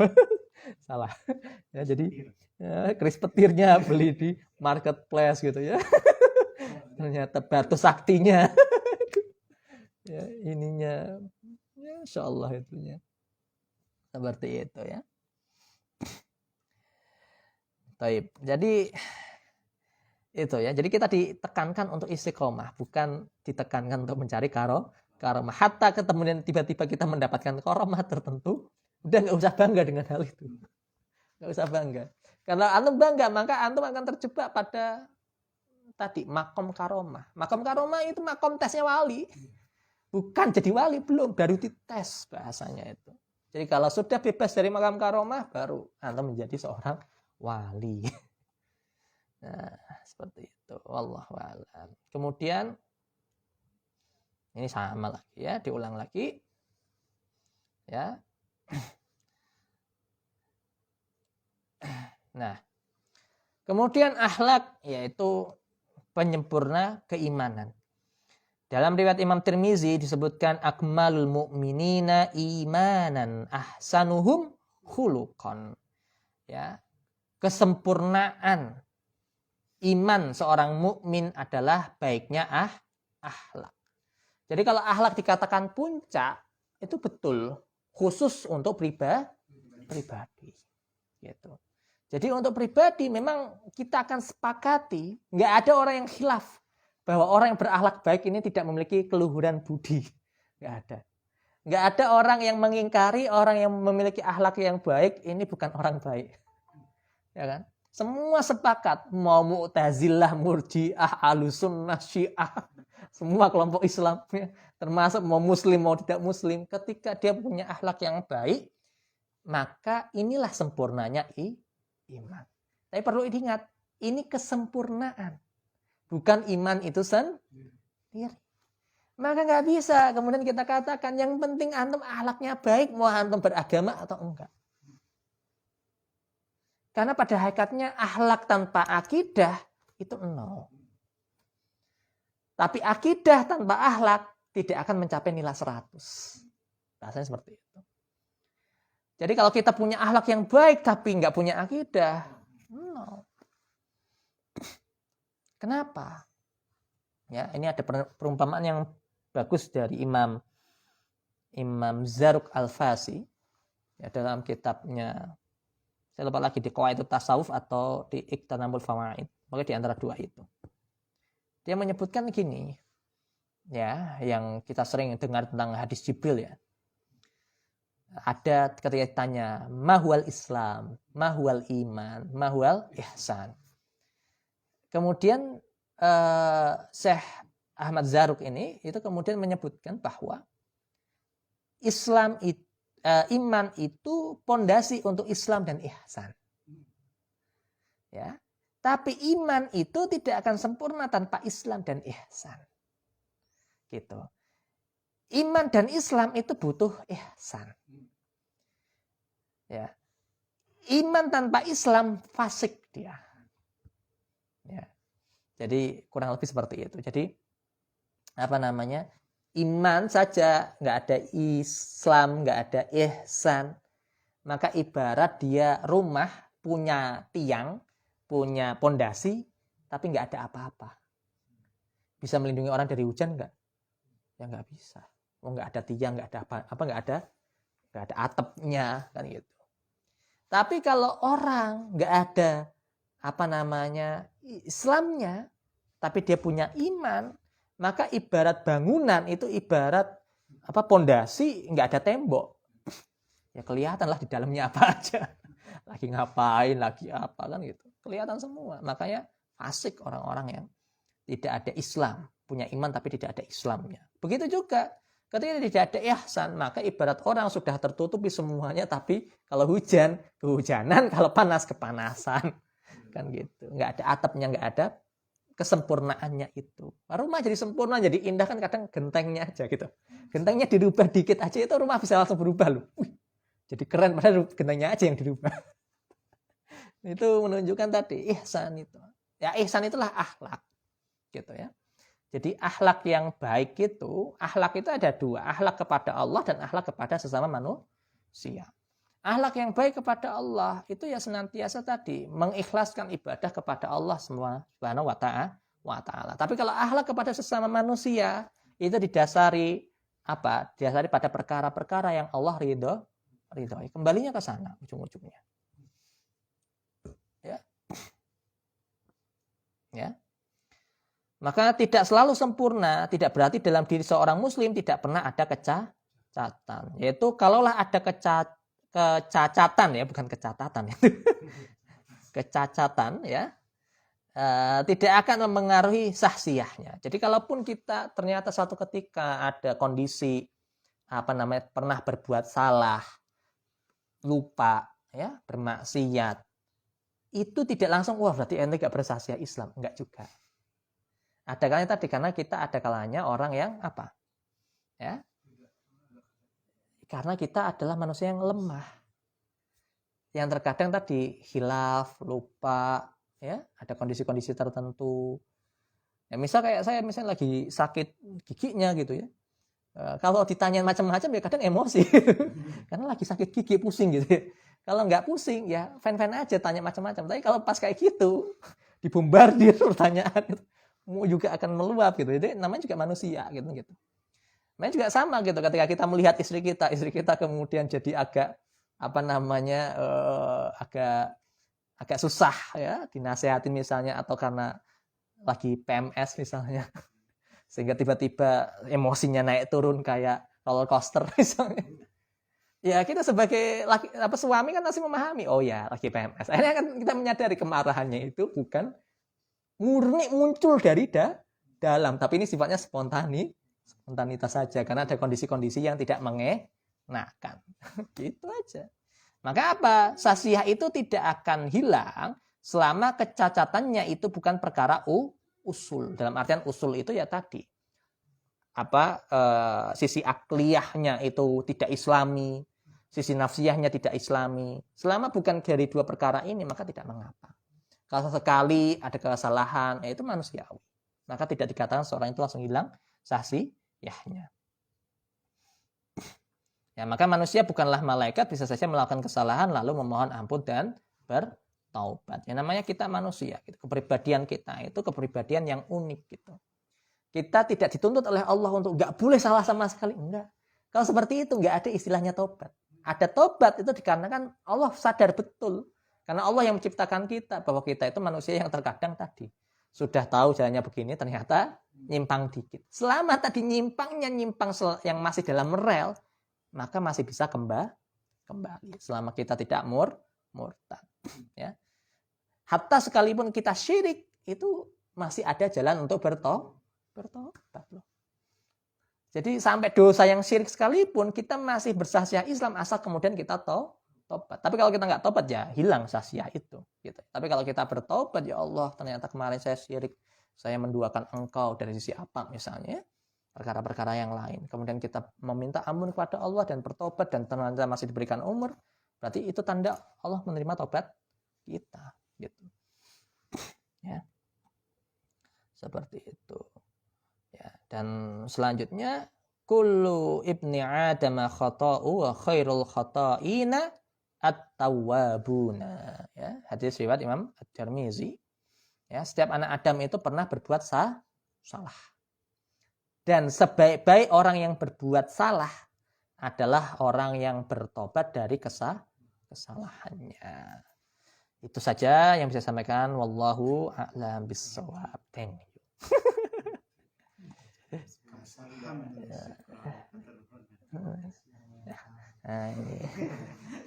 Nah, ini biar keren aja. Insyaallah. Ya, boleh ada yang mau bertanya? Oh, nggak boleh ya? Nggak boleh. Nggak boleh ada pertanyaan. Oh, enggak, udah ini. Udah sehat tadi aja. Anda udah minum obat soalnya, aman. Sedikit diskusi aja kali ya. Terkait mengidol gitu ya. Kira-kira ada nggak sih batasan yang diperbolehkan gitu ya kalau kita menyenangi hal-hal yang berbau dunia ya? Contoh, saya pernah nonton konsernya Michael Jackson di TV ya. TV. Tak kira datang langsung. Saya nggak fokus sama Michael Jacksonnya, saya fokus sama ambulannya. Oh gitu. Bolak-balik gitu ya. Kita nggak ngangkutin orang yang pingsan. Retreat itu kan berarti mungkin yang seperti itu kali ya, yang sudah mengidol itu. Nah, kita sebagai muslim boleh nggak sih suka terhadap artis ya kayak gitu ya? Batasannya sampai mana? Gitu kan? Karena ya di Indonesia sendiri kan banyak yang kalau opa-opa tweet lewat itu teriak-teriak pingsan. Kalau kajian Ustadz gua tuh, kalian mau nggak diajak murtad sama yang beginian? Nggak. Tampilin tuh yang ganteng-ganteng, kalau yang gini mikir masalah sepatu badihannya konslet tafkirnya konslet para opa-opa ya Masya Allah. Bismillah. Jadi memang kita dapati kondisi seperti itu ya. Memang yang spesialis seperti ini memang Fuad Naim ya. Memang yang spesialis seperti ini. Tapi memang yang kita pahami bahwa selama sebenarnya bahwa mengidolakan sesuatu itu fitrah kan tadi kembali. Ini kan naluri yang ada dalam diri manusia. Selama tadi kembali bahwa ketika dia mengidolkan seseorang, mengidolan ini tidak sampai membuat dia mengalihkan tadi ya, membenarkan semua hal yang dilakukan tanpa mempertimbangkan timbangan syariat sama sekali. Jadi contoh misalnya, saya termasuk orang yang kagum dengan misalnya perkataannya Immanuel Kant, ya, filosof gitu. Saya bilang, oh, ini kata-kata Immanuel Kant ini ajib ini, tapi kan dia misionaris. Misionaris, filosof. Tapi pandangan-pandangannya tentang kehidupan sosial itu ajib, kayak saya tadi kasih lihat. Ini kok mirip 11-12 gitu. Ya. Tapi tadi bahwa tetap gitu, timbangannya kembali adalah kepada syariat lagi gitu. Ini sesuai dengan akidah Islam. Oh, ini nggak sesuai dengan akidah Islam, ya jangan. Gitu. Jadi pengidolan kita kepada seseorang, kepada sesuatu gitu ya, itu tidak kemudian sampai keluar dari batasan syariat. Jadi misalnya tadi dia mengidolakan misalnya siapa? Ya artis Korea lah, saya nggak tahu namanya siapa ya, apa itu. Ya. Saya nggak kenal. Ya. Nah, itu kemudian keren apa karena melihat dari sisi misalnya prestasinya, perjuangannya ya, peniti karirnya itu luar biasa gitu ya. Nah, kagum dengan perkara itu sah-sah saja, mubah-mubah saja. Tetapi kalau sampai kemudian aku ingin jadi istrinya, ingin jadi apa. Nah, itu sudah over. Dan kalau seperti itu, ketika kita kembalikan saja al-wala wal baroknya. Apakah kemudian si artis ini nyanyikan, yuk kita makin babi bareng, terus mau? Nah, berarti udah itu bentuk mengidolakan yang sudah salah. Jadi itu sudah over berarti, sudah offside gitu. Tapi kalau selama kemudian misalnya si idol ini tadi ya kata Pak Naim, mau diajak murtad sama Bapak ini mau nggak? Nah, langsung tegas dia nggak mau. Nah, berarti itu masih mengidolakan yang benar. Tapi kalau sampai ragu, mau nggak ya? Ini berarti masih ada sedikit tadi ya, memang ada over yang berlebihan seperti itu. Dan ini yang memang harus ditangani seperti itu. Ya mungkin yang lain, Hasan mungkin. Google Meet. Atau Google Meet. Waifuan. Yang online itu yang online di ini coba. Iya, yang online modalnya dipersilakan.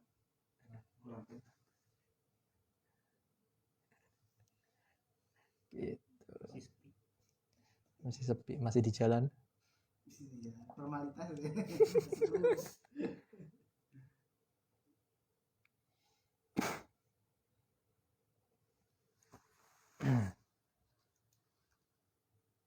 Itu gimana tuh?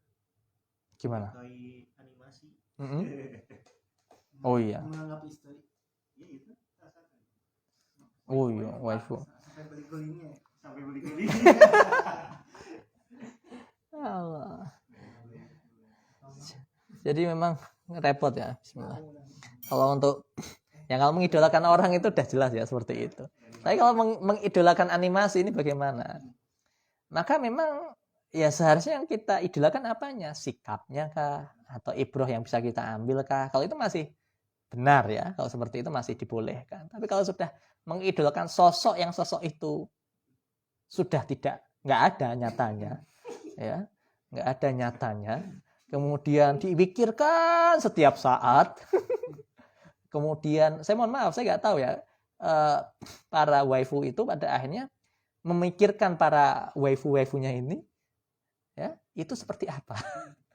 Dipikirkan apakah jalan bersama, ketika dia lagi jalan di mana, mikir wah barangkali kalau si itunya diajak jalan bareng, saya nggak kepikir, masih nggak kepikir. Tapi mungkin ada yang seperti itu ya, sampai dipikir virtual gitu ya. Iya, formal. Gila. Iya. Maka lihatlah ya, wanita asli itu tidak seseram yang dibayangkan. Kasihan loh wanita itu. Udah nanti jumlahnya lebih banyak daripada laki-laki, ya. Para wanita ini tidak hanya bersaing dengan wanita lain, tapi juga bersaing dengan pertama dengan waifu-waifuan, Yang ketiga dengan para laki-laki lain. Ya naudzubillah, hari ini tuh ngeri sekali gitu. Ya. Saya tuh kemarin lihat banyak apa ya di TikTok atau apa ya, di Reels gitu ya. Di Reels itu apa namanya, ada, kalau dulu kan orang itu ketika apa sweet gitu ya. Sweet gitu ya. Sweet gitu ya, misalnya ke seorang perempuan itu kan kiranya goda perempuan gitu ya. Sekarang enggak, kalau ada laki-laki cuit itu karena yang dicuit-cuitin yang laki-laki. Makanya bagi wanita siapapun yang datang terima. Iya. Asalkan malah dibully mulu. Enggak, itu nggak ngomongin siapa-siapa. cuma wanita bukan khusus. Udah ngomongin siapa-siapa. Jadi kan gitu. Jadi itu padahal yang bikin Barat gitu. Makanya saya bilang ini Barat itu akhirnya bingung gitu. Reaksi wanitanya kan ketika yang ternyata yang digoda laki-laki ini, wanitanya bingung antara mau marah, mau ketawa, mau emosi. Akhirnya dia mikir juga kok dia nggak lebih menarik daripada laki-laki. Kan repot kan hari ini itu jadinya. Barat juga mengetahui loh bahwa dengan LGBT semacam itu akhirnya sekarang itu harga dirinya seorang laki-laki wanita itu jatuh sejatuh-jatuhnya. Ngeri gitu gara-gara LGBT itu. Belum lagi sekarang ada waifu.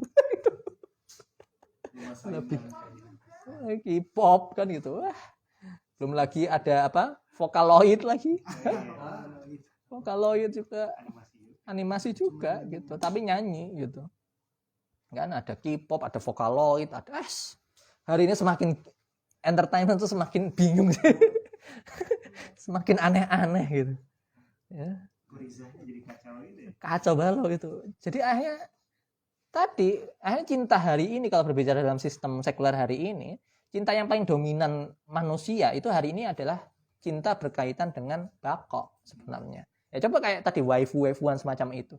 Itu nggak akan mungkin Tadayun jelas enggak lah ya, tertolak gitu ya. Terus kalau apa namanya Nau dari mana dia mau melanjutkan keturunan dengan siapa, dengan mesin gitu. Kan nggak bisa gitu. Satu-satunya cinta yang muncul karena waifu ataupun idol yang lain itu sifatnya nanti bakok munculnya itu gitu ya. Sampai ada yang bilang ini kalau ada apa artis Korea nikahi dirimu ya, mau ngikut agama si opanya atau nanti saya ajak ke agama Islam. Nah, ternyata ntar ke bawah beda cerita kan gitu. Tapi kan itu dia merasa hebat gitu dan nikahin artis gitu.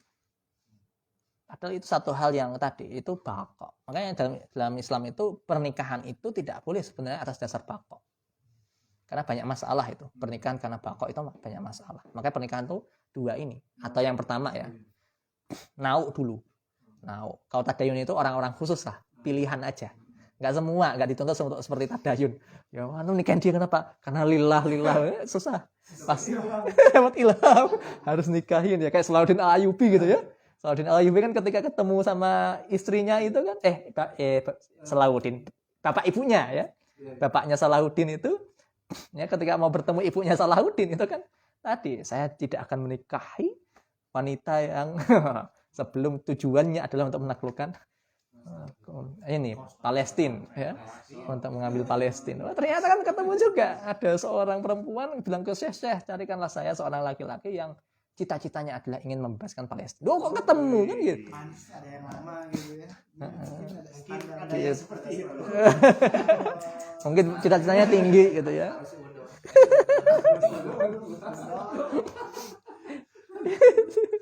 Ya kalau Tadayun itu ya orang-orang tertentu lah, pilihan-pilihan lah gitu ya. Tapi yang umumnya manusia secara umum syariat itu menekankannya nikah itu karena masalah nau gitu. Kalau bakok itu masalah. Tadi akhirnya ada orang nikah sama botol, nikah sama boneka, nikah sama menara Eiffel, ya, nikah sama binatang, ya, naudzubillah. Iya benar. Ayah Banyak. pernikahan formal lah. Nikah sama apa tadi sesama jenis itu kan bakok sebenarnya.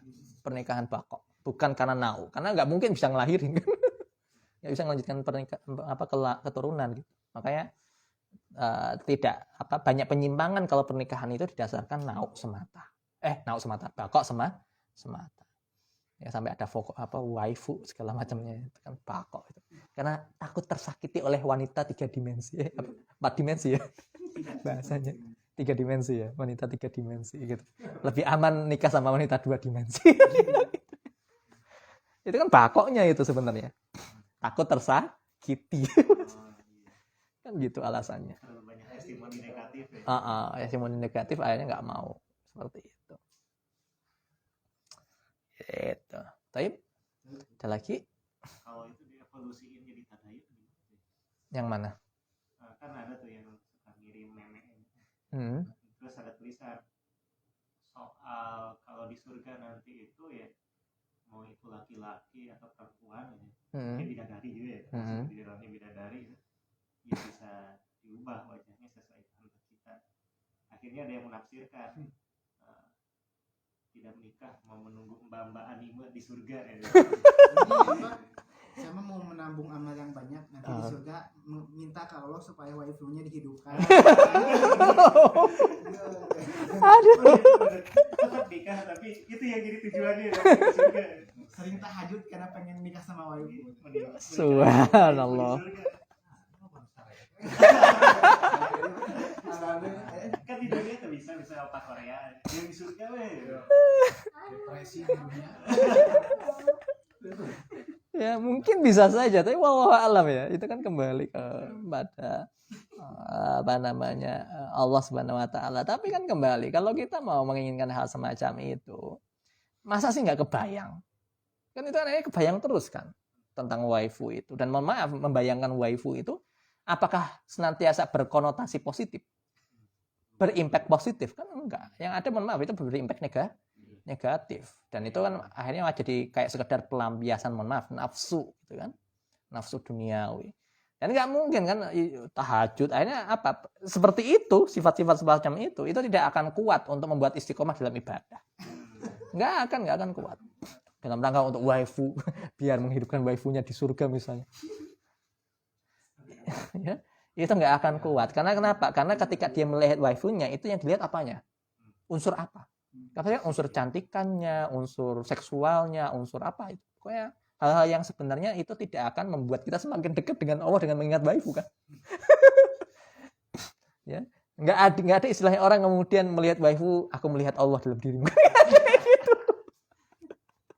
Ya kan? Kalau lihat istri kita, bisa kita katakan seperti itu. Kenapa? Karena dengan melihat istri kita taat, rajin ibadah, ya, belajar, dakwah, kita akan mengatakan aku melihat Allah dalam dirimu, itu wajar karena kita menyaksikan bagaimana perilaku dia itu sesuai dengan ketentuan-ketentuan Allah kan itu, sehingga kita katakan aku melihat itu namanya wihdatul syuhud kan, menyaksikan Allah gitu dari sisi perilaku kita. Nah itu bisa kita semakin kita mengingat istri kita, semakin kita semangat untuk beribadah kepada Allah gitu ya. Sebagai bapak Randy. Iya kan kayak gitu. Bapak-bapak kan ketika mau keluar kerja, mau nafkah, ingat gitu. Mau berbuat maksiat dari pekerjaannya, wah ini haram ini korupsi, ini haram. Ingat istrinya, waduh istri saya tuh udah capek-capek bangun tahajud, capek-capek baca Quran, ini dan itu, yang ini sifatnya ketaatan, masa gara-gara uang ini ibadahnya jadi sia-sia. Kan akhirnya kita menahan diri dari perkara-perkara yang haram, hanya sekedar mengingat istri kan gitu. Tapi coba kalau misalnya tadi ya, dia mengingat waifunya. Ya, kalau seperti ini, wah, mengingat waifunya, yang keinget ya enggak lah, enggak akan keinget. Enggak akan kemudian dia semakin dekat kepada Allah dari sisi itu. Wallahu a'lam. Saya masih belum bisa membayangkan alam berpikirnya para waifu ya.